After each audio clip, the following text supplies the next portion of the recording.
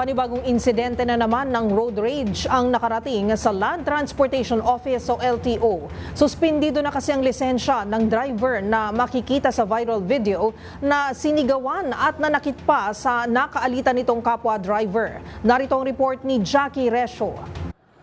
Suspendido ang lisensya ng 70 araw habang isinailalim sa alarm status ang kotse ng driver na sangkot sa insidente ng road rage na nag-viral online.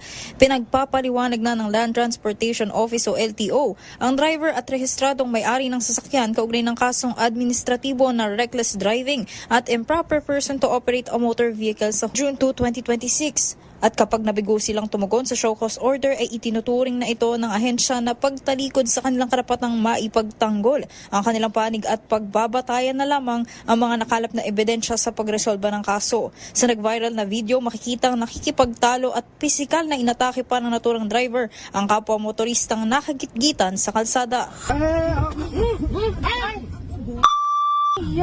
Manong,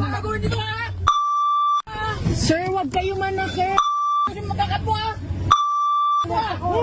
Sir, wag kayo isarado nyo po. Alanganin ka? Sir, wag po kayo manakit. Opo, wag po kayo manakit. Nakuha niyo yung pen. Opo, opo. Ang mismo nga ng model. Ikaw na nag-cut? Ikaw na nag-cut? Nagpakama ka ba? Nakasaynas ako eh. Paano ko kinakata? Okay na po.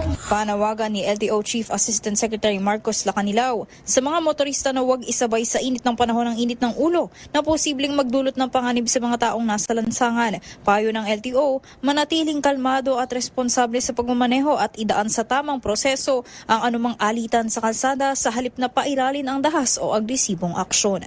Para sa MBC TV Network News, ito si Jackie Resho ng DZRH, una sa Pilipinas, una sa Pilipino.